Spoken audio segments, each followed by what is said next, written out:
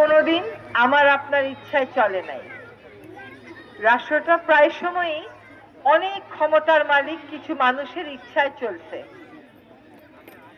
যার জন্য দেখা গেছে যতবারই আমরা সত্যিকার অর্থে ভোট পেয়েছি, আমরা আমাদের মতামত নির্ভীকভাবে জানিয়ে মানুষকে চমক লাগিয়ে দিছি। আজকে এই 54-55 বছরের দ্বারপ্রান্তে দাঁড়িয়ে আমাদেরকে আবার একটা নির্বাচনের দিকে আমরা আগাচ্ছি, তাই তো? এই নির্বাচন একই দিনে হবে, 12ই ফেব্রুয়ারি। একটা হচ্ছে আপনি আপনার এলাকার এমপি কাকে দেখতে চান সেই ভোটটা দেবেন।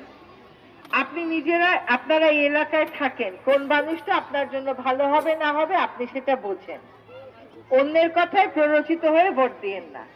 কোন মানুষটা সৎ থাকবে, ঘুষ খাবে না, কে আসলে সরকারি অফিসে আপনারা গেলে সেবা পাবেন, ধমক শুনবেন না, এটা আপনারা নিজেরাই বুঝবেন। খালি রাস্তাঘাটে সেতু করলে উন্নয়ন হয় না।